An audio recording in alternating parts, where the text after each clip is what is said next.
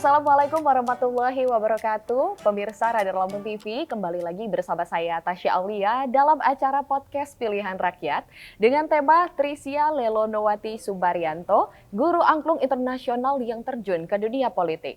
Sosok Trisya Lelonowati Subaryanto lebih dikenal sebagai guru angklung, berbekal kecintaan yang besar di dunia angklung. Trisya secara konsisten memperkenalkan budaya Indonesia di Amerika Serikat sejak tahun 2009. Dan setelah lama di luar negeri, kini perempuan cantik di hadapan saya yang sudah berkeluarga ini ingin menjadi bagian dari kemajuan negara Indonesia dengan maju sebagai anggota legislatif DPR RI Dapil 2, meliputi Lampung Tengah, Lampung Utara, Lampung Timur, Waikanan, Tulang Bawang Barat, dan juga Mesuji. Agar lebih kenal dekat lagi, mari kita langsung sapa saja. Hai Mbak Trisya, bagaimana kabarnya? Baik. Baik, alhamdulillah saya juga baik. Mbak Trisya sebelumnya kan pernah lama tinggal nih di luar negeri dan terkenal sebagai guru angklung. Boleh diceritakan awal mulanya mengenai alat musik angklung itu sendiri, Mbak Trisya? Ya, jadi saya 13 tahun di Amerika, di Washington DC. Nggak sengaja sebenarnya jadi berkecimpung di angklung gitu ya. Jadi ada kelompok angklung yang sudah berdiri, mereka lagi cari guru. Dan kebetulan saya latar belakangnya, saya bisa main musik sedikit lah, main piano. Mereka lihat saya main musik dan akhirnya saya diminta untuk mengajar teman-teman yang kelompok yang sudah terbentuk. Jadi semenjak itu saya akhirnya aktif di angklung. Padahal kayaknya terakhir main angklung tuh waktu TK, masih kecil banget ya. Oh iya. Lupa. Tapi akhirnya karena belajar dengan latar belakang musik sedikit, saya otodidak, saya hubungin orang-orang yang pernah belajar angklung dan menjadi konduktor. Akhirnya terus membina ibu-ibu kelompok-kelompok ini yang mengajar main angklung ya. Dan angklung ini ternyata alat musik yang luar biasa. Saya bawa selain untuk mengajar orang Indonesia, tapi saya bawa juga ke sekolah-sekolah. Jadilah program namanya Angklung Goes to School yang akhirnya diadopsi oleh KBRI dan waktu itu Kemendikbud menjadi program budaya untuk seluruh sekolah di Amerika. Jadi saya akhirnya keliling ke beberapa negara bagian. Akhirnya program Angklung Goes to School ini diadopsi oleh KBRI, khususnya dari Atas Pendidikan Kebudayaan, menjadi program resmi. Jadi saya bisa keliling berbagai negara bagian di Amerika untuk memperkenalkan angklung untuk anak-anak usia dini. Mengadopsi cara yang dilakukan oleh waktu itu Pak Daeng Ujo. Kan tahun 2011 ada pemecahan rekor dunia pertama di Washington DC, lebih dari 5.000 orang main angklung dan mereka nggak pernah lihat angklung sebelumnya. Di situ saya belajar gimana cara memperkenalkan angklung untuk orang-orang yang baru pertama kali lihat. Dan ternyata luar biasa, caranya mudah, apalagi dengan pemakai nama-nama pulau. Nah, cara pemakaian nama pulau ini begitu kita masuk di sekolah, paling tidak setiap anak akan mengingat satu nama pulau. Dan biasanya saya asosiasikan dengan binatang dari pulau itu. Jadi ada beberapa sekolah yang saya sudah mengajar sampai 3 tahun. Pada saat saya datang, mereka bisa datang ke saya langsung bilang, Miss Trisya, I remember. Kata-kata. I remember angklung, I remember Sumatera, and I remember there's tiger from Sumatera. Jadi itu nempel kan. Dan kita berharap anak-anak inilah yang nanti akan membawa Indonesia dalam hidup mereka dalam dewasa dan akan jadi datang ke Indonesia. Dan sekaligus memperkenalkan kebudayaan Indonesia. Sangat. Iya. Karena angklung sendiri itu filosofinya luar biasa. Jadi semakin saya memperkenalkan angklung, setiap kali bertemu suasana baru pasti ada hal baru yang saya pelajari ya. Angklung itu kan dinyatakan sebagai warisan budaya tak benda pada tahun 2010. Ternyata ada 3 filosofi yang sangat istimewa, yaitu 1 kerjasama, teamwork, 2 saling menghormati atau mutual respect, 3 social harmony atau kerukunan. 3 hal ini kan sebenarnya nilai dasar, nilai-nilai yang udah ada di bangsa kita sejak dahulu. Dan ternyata itu luar biasa ketika kita sounding dan kita sampaikan kepada masyarakat internasional, khususnya Amerika, mereka semakin menghargai alat musik yang kelihatannya sederhana tapi ternyata sangat powerful. Oke, dan bagaimana setelah perjuangan di luar negeri memperkenalkan angklung sendiri? Lalu setelah Mbak kembali nih ke Lampung, bagaimana digerakannya yang dilakukan dalam bukan mengenalkan kayak kalau kita kembali ke daerah, tapi untuk kembali membangkitkan rasa cinta rakyat Indonesia, khususnya rakyat Lampung terhadap angklung itu sendiri? Ya. Jadi waktu pertama kali saya membawa angklung ya, kebetulan saya ikut acara ibu. Waktu itu ada acara sosialisasi 4 pilar. Saya tanya, Bu, sosialisasi 4 pilar seperti apa biasanya? Hanya biasanya bicara ya, jadi pembicara. Saya bilang boleh nggak kita coba pakai angklung, karena angklung itu dengan filosofinya yang tadi saya sebutkan tadi, bisa nih kita bercerita mengenai 4 pilar negara ini. Oke, kita coba. Itu pertama kali kita lakukan di Unila, di Fakultas Hukum. Dan ternyata responnya luar biasa. Waktu itu ada lebih dari 200 orang yang hadir dan main angklung. Mungkin sebagian kecil atau mungkin semua sudah pernah lihat angklung. Tapi hanya sebagian kecil yang pernah main ya. Yes. Dengan cara partisipatif seperti itu ya. Itu membawa rasa yang luar biasa. Dan cara itu ternyata sangat diterima. Saya terinspirasi dari waktu itu ada seorang profesor dari Fakultas Hukum, Pak Tis namanya. Beliau yang menyatakan angklung ini luar biasa dengan filosofinya begitu. Ada konduktornya di depan, ada nada-nada yang berbeda, ada harmoni di bawah ini, di bawah satu tuntunan dari instruktur itu dia menjadi satu kesatuan. Nilai ini yang akhirnya saya bawa ketika saya mendampingi ibu saya keliling Lampung gitu. Dan tadinya saya pikir, aduh mungkin orang udah biasa ya lihat angklung itu kan di sini banyak ya, di pinggir jalan juga ada musik-musik di pinggir jalan main angklung ya. Iya. Tapi begitu saya bawa ternyata diterimanya luar biasa. Yang saya lihat paling tidak satu adalah saya berbagi kebahagiaan. Wah. Orang-orang di desa yang saya sapa dan akhirnya main angklung pada hari itu bahagia sekali. Jadi saya sering sekali menemukan orang yang setelah selesai, Bu, terima kasih ya. Hari ini saya bahagia banget nih. Terakhir dia bilang, Bu, saya sebenarnya lagi sedih. Dia sedang kedukaan. Tapi hari ini saya tertawa lagi. Wah, luar biasa. Ada yang dia tiba-tiba peluk saya, nangis-nangis, dia bilang, terima kasih, kenapa? Hari ini saya sembuh. Kok sembuh? Saya juga bilang ya. Sembuh, ternyata saya dengar dari keluarganya, ternyata dia darah tinggi selama ini. Jadi dia stres gitu. Dan ya itu, akhirnya ternyata saya senang banget ya. Angklung yang, oke lah kalau di Amerika itu sebagai sesuatu yang berbeda. Tapi ternyata di Indonesia, di Lampung khususnya, dia punya tempat juga di masyarakat. Ternyata banyak ya sejarahnya, dan juga itu bisa membuat kesenangan sendiri juga terhadap Mbak Trisya. Dan aku pernah dengar nih Mbak Trisya ya, tagline tentang angklung ke Lampung. Iya, boleh dijelaskan tentang tagline ini? Karena gini, angklung ke Lampung, karena waktu di Amerika saya punya namanya angklung goes to school, kan? Terus kita cuma kita bikin sesuatu yang supaya mudah diingat. Akhirnya angklung goes to Lampung. Oh, tapi kok bahasa Inggris ya? Ya udah, it rhymes juga kan, angklung ke Lampung. Bunyinya kayak angklung juga, klung. Jadi akhirnya angklung ke Lampung itulah. Adakah kegiatan di balik tagline tersebut?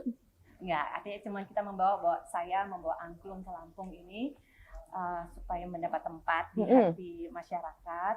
Angklung itu walaupun berasal dari Jawa Barat, tapi itu punya Indonesia. Ketika angklung dibawa ke daerah lain, bukan untuk artinya kita melupakan kebudayaan setempat, justru untuk mengangkat. Karena dengan alat musik angklung, kita sebenarnya bisa berkolaborasi dengan alat musik lain.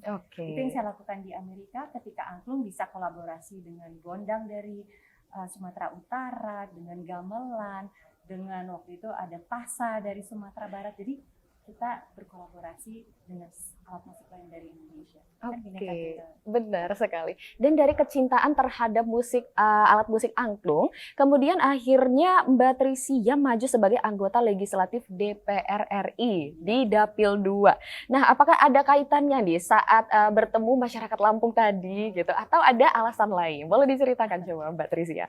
Jadi saya akhirnya memutuskan untuk mencalonkan diri untuk DPR RI pada Dapil Lampung 2 ini mengikuti jejak dari ibu saya. Ibu saya, Ibu Itet, nama lengkapnya Itet Srijayati Sumaryanto. Beliau sekarang sudah memasuki periode ketiga di DPR RI. Tapi karena usia tahun ini 77, berarti tahun depan 78, beliau tidak akan melanjutkan dan beliau memerlukan seorang kader untuk melanjutkan perjuangannya. Saya anak perempuan tertua dan ibu menginginkan ada wakil perempuan.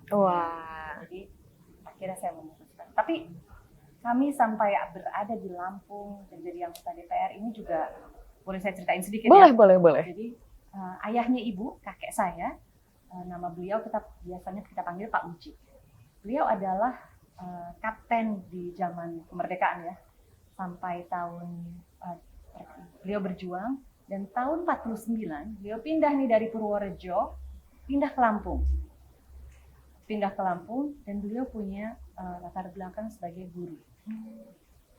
Sampai di Lampung beliau merasakan kesedihan juga, dia pikir sudah merdeka mestinya bangsa kita bisa lebih maju ya, tapi ternyata enggak, tetap terpuruk dan miskin. Dan beliau melihat bahwa ternyata salah satu masalah utama adalah pendidikan.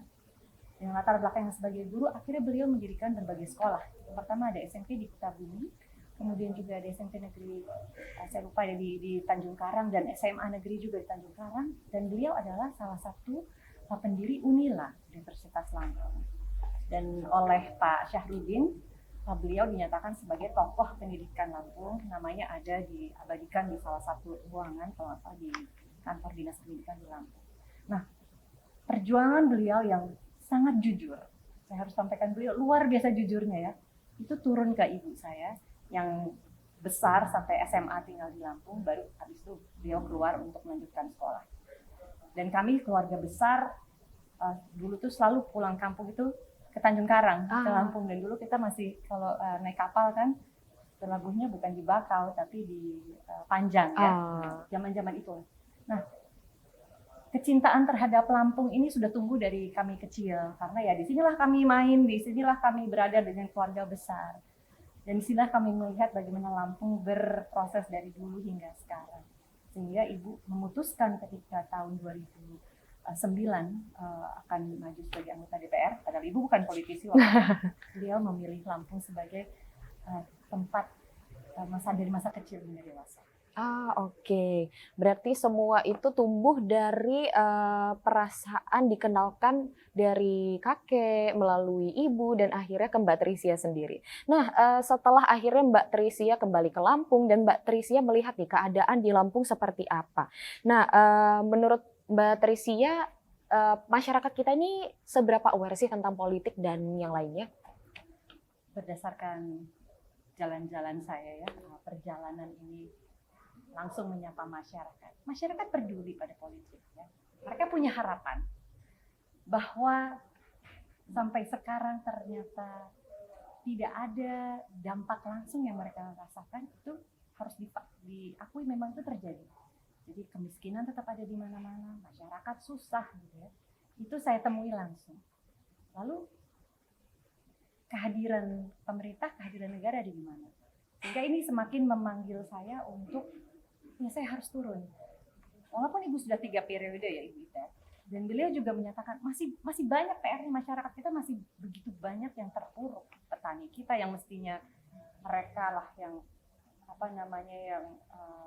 hidup sejahtera malah salah satu yang termiskin. Dan ayah saya selalu mengingatkan, salah satu juga yang selalu menjadi pegangan saya. Ayah saya selalu bilang, Trisya ingat ya, dulu Lampung adalah salah satu provinsi terkaya. Hasil buminya luar biasa. Tapi sekarang menjadi salah satu provinsi termiskin. Naik turun. Saya hanya melihat ini ya grafiknya. Wah, itu kan ada sesuatu yang kurang pas ya, sehingga kami keluarga sangat terpanggil untuk berbuat sesuatu lah. Memang tidak semudah membalikan tangan. Betul. Karena kita bicara suatu sistem ya. Ya. Tapi kami berharap paling tidak saya akan turun dan bekerja. Paling tidak saya akan membawa program-program yang bermanfaat bagi masyarakat sehingga mereka bisa menjadi lebih mandiri. Paling tidak saya akan menjadi telinga bagi mereka, apa-apa yang bisa kita salurkan dari pusat. Paling tidak saya bisa memperjuangkan di Senayan atau nanti mungkin di IKN ya. Apa yang kita bisa bawa buat mereka, masyarakat bisa lebih sejahtera. Oke. Tadi Mbak Trisya sempat menyebutkan bahwa Lampung sempat naik turun menjadi daerah atau provinsi termiskin, kalau saya tidak salah. Dan menurut Mbak Trisya sendiri nih, pengamatannya sejauh ini di Lampung, masalah utamanya dan concern Mbak Trisya sebagai calon nantinya, itu akan kemana gitu? Dan akan masuk ke field yang mana? Entah itu pendidikan, mungkin karena Mbak Trisya adalah background-nya guru gitu, atau yang lainnya gitu. Kalau kita bicara masalah yang nyata di depan mata sekarang dan masyarakat teriak-teriak butuh dua, selalu jawabannya dua. Satu, infrastruktur, masalah jalan. Kedua adalah masalah pertanian. Ini memang dampaknya langsung. jalan di mana-mana memang begitu buruk, walaupun Pak Jokowi sudah barusan datang dan memperbaiki, tapi masih banyak ternyata di daerah-daerah yang jalannya juga masih begitu jelek. Betul. Sehingga akhirnya kegiatan ekonomi terhambat.